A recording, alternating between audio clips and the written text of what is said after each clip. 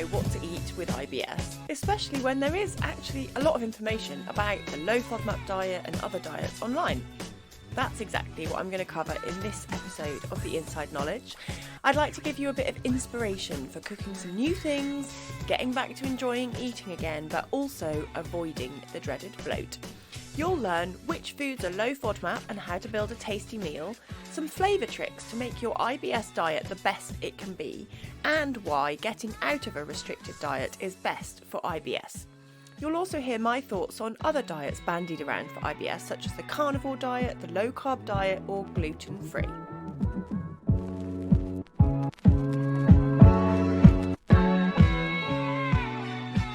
Hello, welcome to episode 37 of The Inside Knowledge with me, Anna Mapson. I'm a registered nutritional therapist and I work with people who've got IBS. And I will tell you, there is no one diet that works for everybody with IBS. IBS itself is pretty varied, so some people have recurrent loose stools and some people have ongoing constipation. They're both considered IBS, and yet they're both very different sorts of conditions, symptoms, and need different sorts of diets.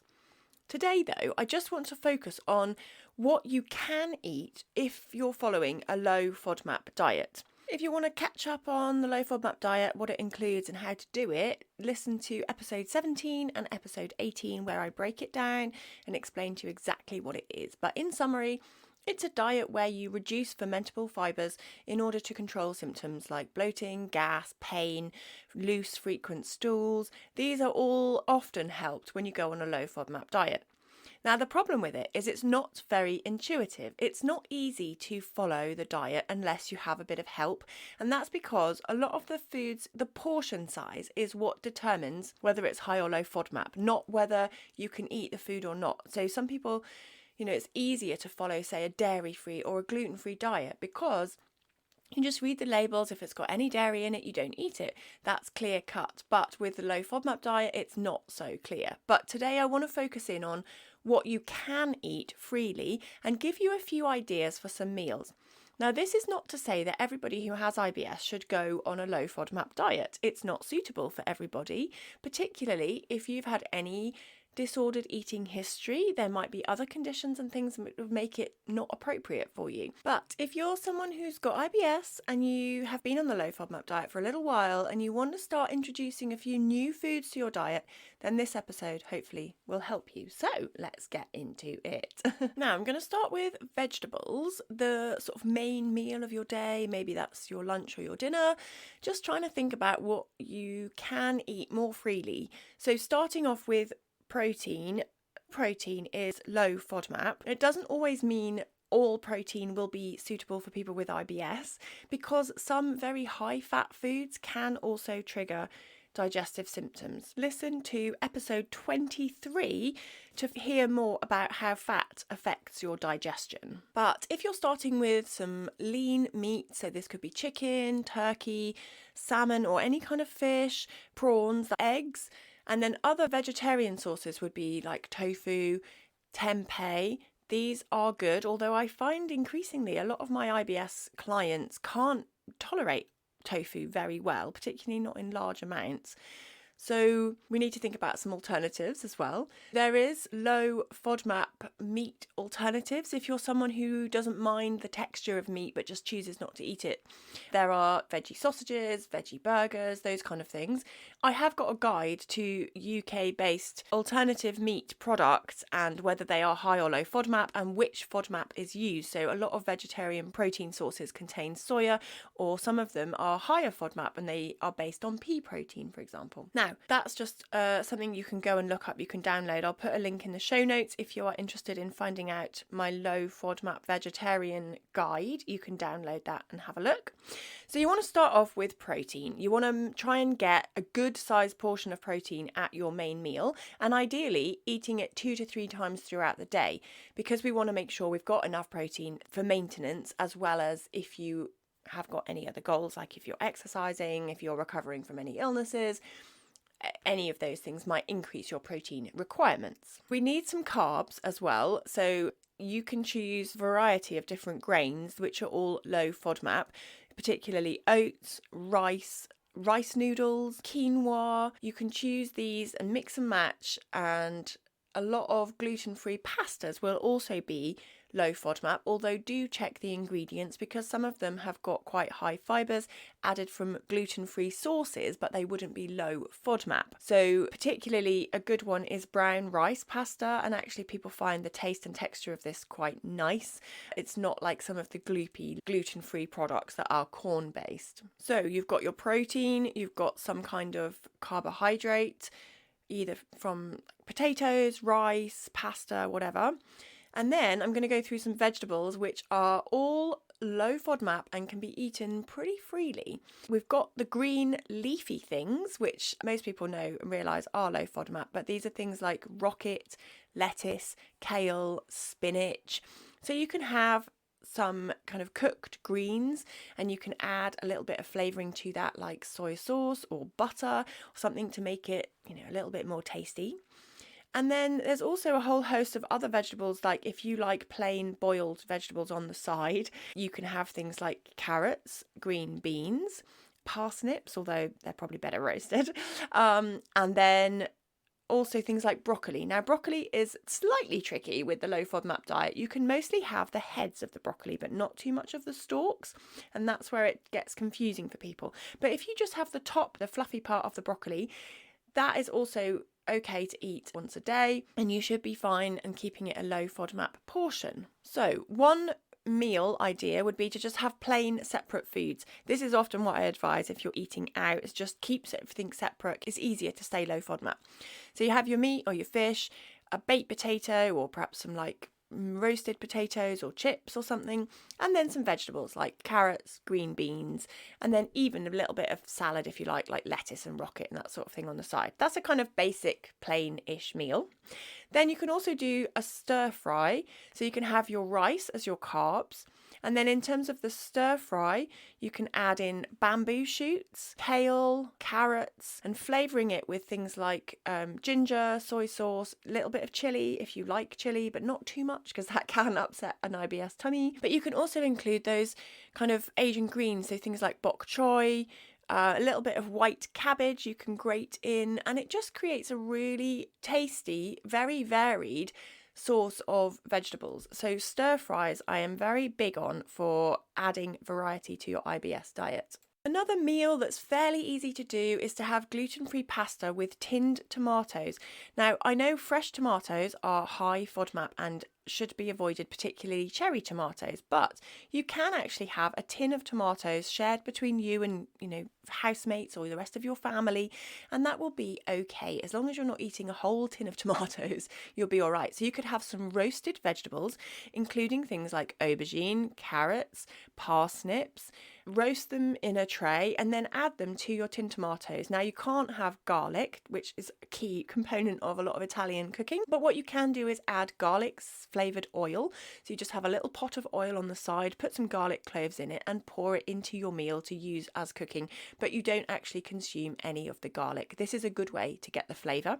With onions, another key part of a pasta dish, you can use the green tops of spring onions or chives, which also have an oniony type flavour. With pasta, really key to remember that you still need a good source of protein, and your pasta should still only really take up like half or a quarter of a plate, and the rest of it's all vegetables. One of the things that people fall down with pasta is that you have a whole plate of it and it's quite stodgy and it's quite carby, and that can feel like it sits really heavy in your stomach. It takes a while to digest.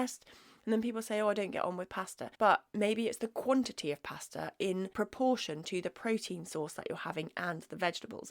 So do try and have a sauce that's got lots of vegetables in it, plus protein. And then you can always add extra vegetables onto the side, like a little bit of cooked broccoli or a bit of green beans that sit alongside your pasta sauce. Another meal that I really encourage you to try if you're looking for healthy and low FODMAP meals is a sort of deconstructed sushi salmon bowl. So this is some sushi rice. You cook that up and then you add to it a piece of salmon that you have grilled or fried, however you like to cook your salmon. And with it you can add edamame beans. These are good quality protein source for vegetarians. They are low FODMAP, up to 90 grams, which is quite a good portion. That's quite a lot. You can have them frozen, keep them in the freezer, and then just quickly defrost them in a pan of boiling water and add them to then this salmon bowl with this rice. Grate up a little bit of carrot if you like. You can chop up finally some small pieces of cucumber, like diced cucumber.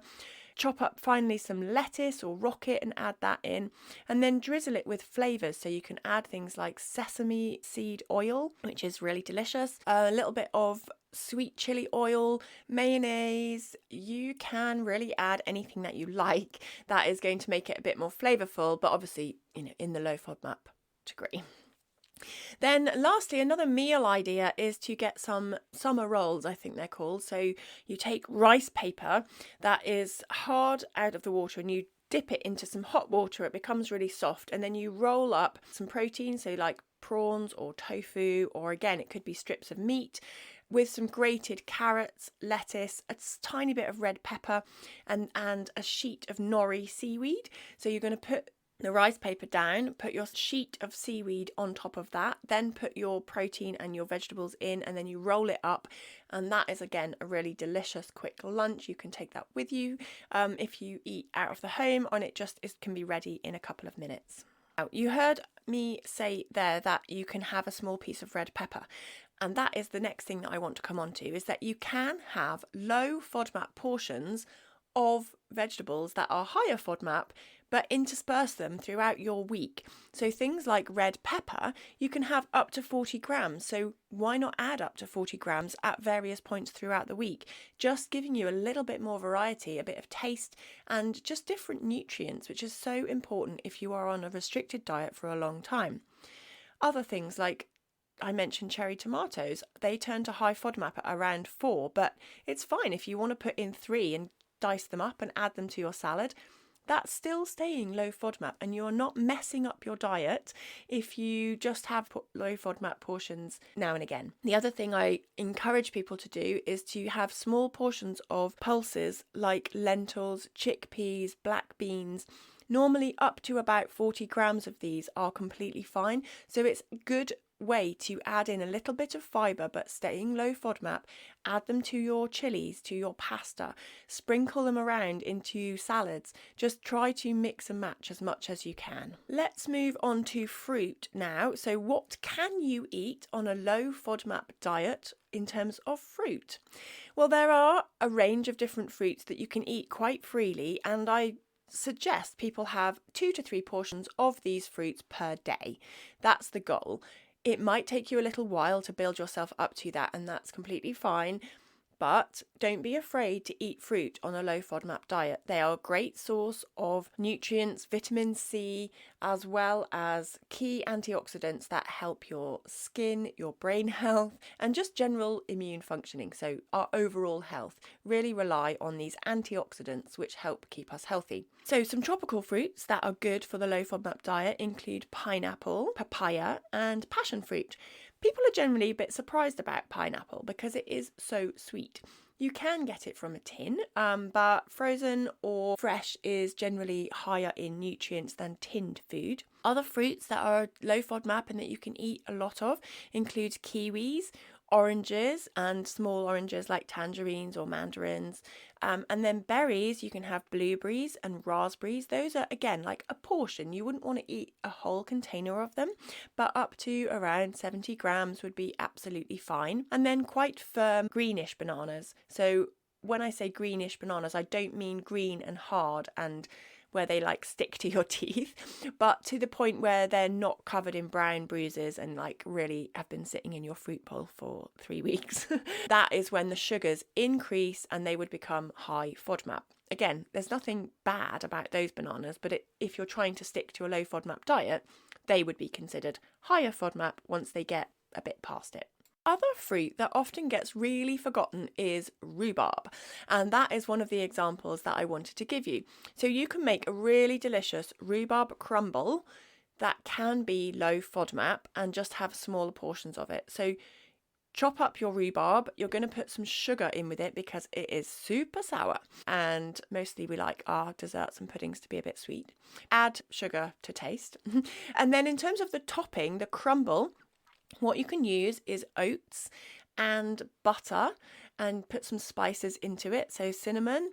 And you can use a small amount of flour. So if you want to use like 2 tablespoons of a whole grain flour, that will be fine, because think about it, you're making a whole crumble. It doesn't matter if you add a little bit of flour, because you're not going to be eating all of that in one go. It will still be low FODMAP. The other ways to eat fruit is to add it to your porridge, like really easy to have some frozen berries in the freezer and add them to your porridge at the last stage, as it helps the fruit defrost when it comes out of the freezer. In terms of dried fruits, they're nearly all high FODMAP, and you can't have very many things like raisins or prunes.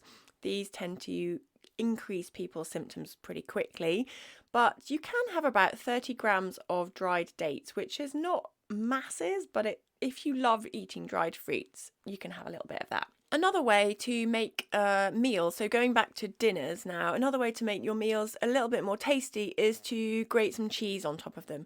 So people often think you have to be dairy free on the low FODMAP diet. You really don't. You can have 40 grams of hard cheese per meal. And a good way to include dairy in your diet is just to choose lactose-free cow's milk. That's pretty freely available in most supermarkets now, or you can choose an alternative milk. Now, I have done another episode on dairy and IBS. That's episode 19. You can go back and listen to that for more details on alternative milks and how much dairy you can have and how to include it, and how to stay healthy if you are completely dairy free, like how to eat your calcium, etc. If we just go back to grains and like carbs as well, want to stress that there is some amount of bread that you can have. So if you're someone who loves bread, listen up. You can have 2 slices of spelt sourdough. Now, sourdough is slightly easier to digest because some of the gluten and some of the fructan has been reduced by the microbes in the fermentation process. So sourdough is slightly easier to digest, but a small amount of normal wheat bread would also be appropriate. Like 1 slice of white wheat-based bread is also considered low FODMAP, so you don't have to rule out bread completely. You can have, for example, breakfast, 2 eggs and 1 slice of toast, and that is considered low FODMAP. However, with the wholemeal bread, if you're going for like a really multi-grain granary bread, that may be tipping slightly more into high FODMAP meal, but a small slice of whole grain bread would also be okay. Rice you can eat freely. This is either brown or white rice, whichever you prefer. Quinoa is a really good source, and it can be red, black, normal quinoa, like whatever again you prefer. It's a really good high protein grain compared to white rice though. So what I suggest is, if you're new to quinoa, maybe try mixing and matching with your rice and switching things in and out. Now, the other grains that you can have, pasta, you can't have that much of it before it becomes high FODMAP. So ideally moving to gluten-free pasta. Rice noodles are great, like those vermicelli, thin clear noodles, or pad thai type noodles. These are all great to have as a meal or a lunch. So I hope that has given you a few ideas of things that you can eat. We hear a lot about what to avoid, what to cut out, and if you search IBS diet online, there are hundreds of options of things that you should avoid, but there's limited examples of meals that you can eat. So I hope this has given you a little bit of confidence, and if you want me to help you with your IBS diet, then please get in touch. And also, if you would like to submit any questions, I'm going to be doing a Q&A podcast in February where I literally just run through all questions I've got. So please start sending them in. I would be happy to take yours. My email address is info@goodnessme-nutrition.com, and I'll put that in the show notes. Please feel free to send me your questions. And like I said, if you want to work with me, check out my website. I have a 3-month gut reset, either in a group where I do group coaching or individually. That's it for this week. I will speak to you next week. Goodbye.